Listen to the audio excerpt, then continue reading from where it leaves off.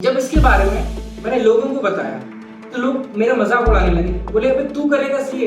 तमाम failure stories में मेरे को घुमा दिया गया कि वो सीए का बेटा नहीं कर पाया, उसके 12th में 90% आई थी, वो नहीं कर पाया, अबे तू क्या करेगा। लोग कहने लगे अबे छोड़ दो सीए, भी तुम्हारे बस की बात नहीं है, तुम सीए नहीं बन पाओगे। मेरे मन में कुछ इस बार था कि अभी नहीं तो कभी नहीं। आज वो जो स्टॉक के मंच से मैं उन्हें जवाब देना चाहता हूँ, सर मैं इसलिए सीए कर रहा था, मुझे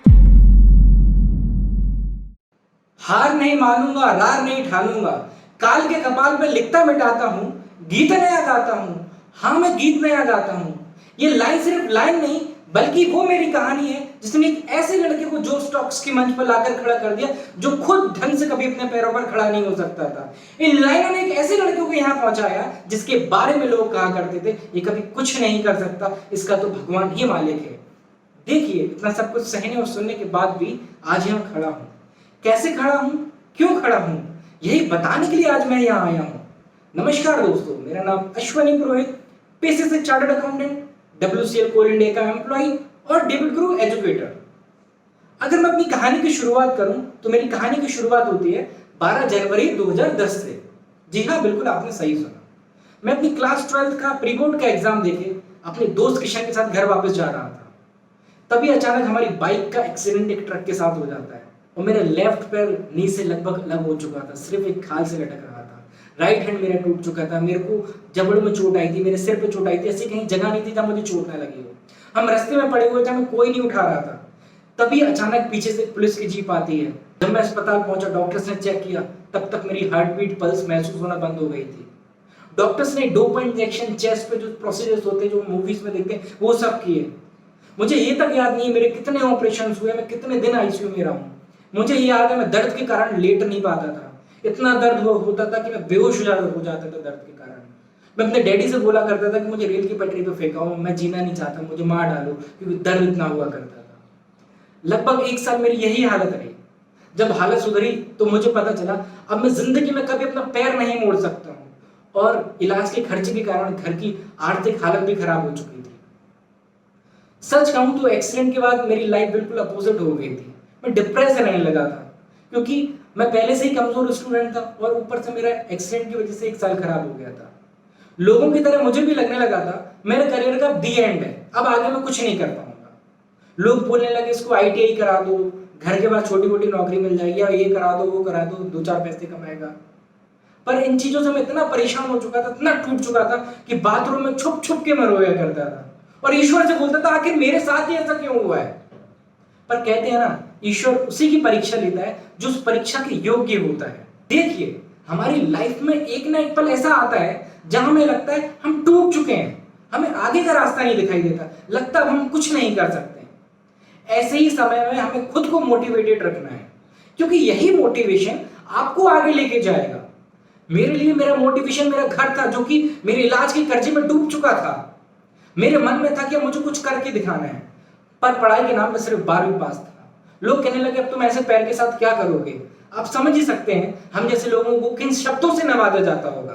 पर मेरे मन में था कुछ तो करके दिखाना है, कुछ तो करके दिखाना है।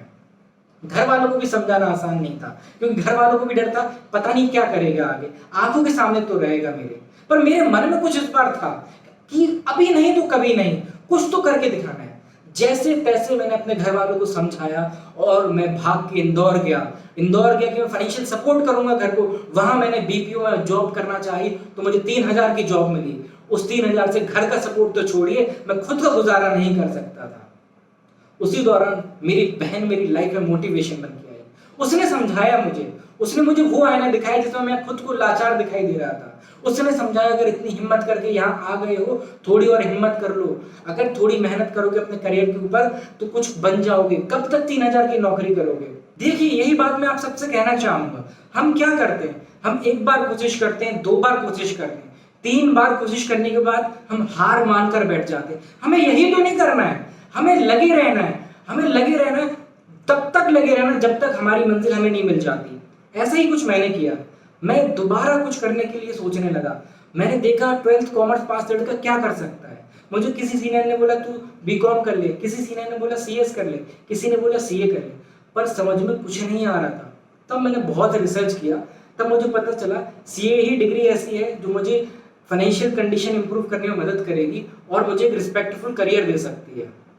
जब इसके बारे में मैंने लोगों को बताया तो लोग मेरा मजाक उड़ाने लगे, बोले अबे तू करेगा सीए, तेरी तो 10th में 54% आई थी, तुझे तो तेरे स्कूल ने निकाल दिया था। पर मैं फैसला ले चुका था, करना है तो सीए ही करना है। ये बातें, ये ताने मेरे पर असर नहीं कर रही थी, मेरे अंदर की आग के आगे कुछ भी नहीं था ये। खैर तैयारी इतनी आसान नहीं थी क्योंकि पढ़ाई के साथ साथ मैं फिजिकल स्ट्रगल कर रहा था। मुझे याद है मेरी कोचिंग तीसरी मंजिल पे हुआ करती थी। मुझे चढ़ने में दिक्कत होती थी पर मैं जाता था क्योंकि वो एक एक सीढ़ी मुझे मेरी मंजिल की ओर लेके जा रही थी। जो बच्चे सीए की तैयारी कर रहे हैं वो जानते हैं सीए सिर्फ कहना आसान है। जो मेहनत और डेडिकेशन ये एग्जाम आपसे मांगता है वो किस लेवल की होती है, और उसके बाद इतनी मेहनत करने के बाद रिजल्ट क्या रहता है। मुझे इसी रिजल्ट में पास होना था। खैर मैंने जब सीए सीपीटी की कोचिंग स्टार्ट करी तो मुझे बहुत मुश्किल हो रही थी क्योंकि लंबे वक्त के बाद मैंने पढ़ाई स्टार्ट करी थी। मुझे कुछ समझ में नहीं आ रहा था, मुझे मैथ स्टैटिक्स समझ में ही नहीं आती थी। तो मैंने दूसरी कोचिंग ज्वाइन करी मैथ स्टैटिक्स के लिए, जो कि मेरी हॉस्टल से 2.5 किलोमीटर दूर थी। मैं वो 2.5 किलोमीटर पैदल जाया करता था, 5-5 रुपए किराए का बचाता था क्योंकि मेरे माँ बाप ने किसी से उधार लेके मेरी फीस भरी हुई थी। अब मेरी जिम्मेदारी थी कि मुझे मेरा पार्ट करके देना है। मैं जितने भी सेक्रीफाइस कर लूँ वो उतने कम थे। मैं जितना काम कर सकूँ, जितनी मेहनत कर सकूँ अपने करियर के लिए, वो उस समय मेरे लिए बहुत कम था। और मैं रात दिन मेहनत करने लगा और नतीजन मेरे सीए सीपीटी 136 नंबर के साथ पास हुआ। खैर लोग बोलने लगे अरे ये तो गोला मारो प्रतियोगिता है, इसमें तो सब पास हो जाते हैं। तमाम फेलियर स्टोरीज में मेरे को घुमा दिया गया कि वो सीए का बेटा नहीं कर पाया, उसके 12th में 90% आई थी, वो नहीं कर पाया, तू क्या करेगा। खैर मुझे कोई फर्क नहीं पड़ रहा था। मैंने सीए आईपीसीसी की कोचिंग स्टार्ट करी। बीच बीच में हौसला भी टूटता था, लगता था इससे अच्छा बीकॉम एमबीए कर लो कि एक फिक्स डेट पे डिग्री तो मिलेगी, क्योंकि सीए में कोई फिक्स डेट ही नहीं है डिग्री की। पर जब जब यह ख्याल आता था मैं जी जान से मेहनत करता था और मेरा एक ही अटेम्प्ट में सीए आईपीसीसी क्लियर हो गया। जब मैं सीए फाइनल में आया तब पता ही चला यहाँ तो और संघर्ष है। मैंने 6 महीने लग के पढ़ाई करी, बोथ ग्रुप की एग्जाम दी और मेरा हो गया रिजल्ट विथ होल्ड, क्योंकि मेरी आर्टिकल जे फॉर्म में एक गलती से डेट डली हुई थी जिस कारण मेरा अटेम्प्ट विथ होल्ड हो गया। आप सोचिए आप पे क्या बीतेगी। आप 6 महीने लग के बोथ ग्रुप में तैयारी करके एग्जाम दी और आपका रिजल्ट हो गया विथ होल्ड। खैर मैं दोबारा तैयारी में घुस गया, मैं दोबारा मेहनत करने लगा। इसी बीच मेरी राइट्स रेलवे पीएसयू में जॉब लग गया, पर मैंने अटेम्प्ट दिया और मेरा रिजल्ट रहा फेल। फिर मैंने मेहनत करके दूसरा अटेम्प्ट दिया, फिर फेल। मेरे को कॉस्टिंग बार परेशान कर रही थी और मुझे लगा ये तो सीए फाइनल की एग्जाम है, यहाँ फेल होना तो आम बात है, ज्यादातर बच्चे तो फेल हो जाते हैं। खैर मैंने तीसरा अटेम्प्ट दिया, मेरे मार्क्स आए 190, 200 नंबर चाहिए रहते, 190 आए, 10 नंबर से मेरा एग्री ग्रेड रुक गया। आप सोचिए एक बार फेल होने पे हमारी हिम्मत टूट जाती है और दूसरी बार फेल होने पे हिम्मत और ज्यादा टूट जाती है। और आप सोचिए किसी भी एग्जाम में बार बार लगातार 6 बार फेल हो रहे हैं तो आपकी हालत क्या होगी। सोचिए ऐसी हालत मेरी थी। लोग कहने लगे भाई छोड़ दो सीए, भी तुम्हारे बस की बात नहीं है, तुम सीए नहीं बन पाओगे। यहां तक कि मेरे ऑफिस के जीएम ने मुझे बोल दिया था कि अब तुम कभी सीए नहीं बन पाओगे, पर मैंने उनको जवाब नहीं दिया।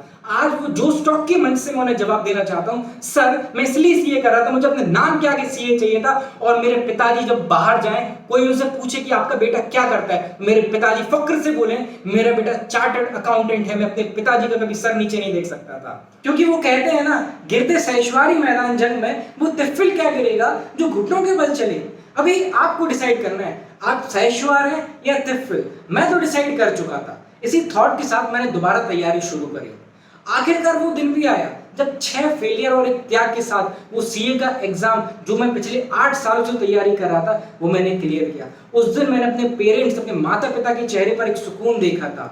वो लड़का जिसके बारे में लोग कहा करते थे ये नालायक है, ये कभी कुछ नहीं कर सकता, वो लड़का आज सफलता की सीढ़ी चढ़ चुका था। वो लड़का आज 3000 से 3 लाख के सफर पे आने में कामयाब हो गया था। ये सिर्फ मैं कर पाया तो अपनी मेहनत और हार ना मानने वाले एटीट्यूड से। मैंने अपनी लाइफ में एक ही चीज सीखी है, संघर्ष और असफलता की लाइन लगी रहेगी, पर आप उनका सामना कैसे करते हैं, आप अपने जोश को कैसे जगाए रहते हैं। यदि आप अपने जोश को एक बार जगाने में कामयाब हो गए तो आपकी हर तरक्की के रास्ते, आपके हर सपने की चाबी आपकी आंखों के सामने होगी। मैं यहाँ कुछ पंक्तियों का उल्लेख करना चाहूंगा। मैं उस माटी का वृक्ष नहीं जिसको नदियों ने सींचा है, बंजर माटी में पलकर मैंने मृत्यु से जीवन खींचा है।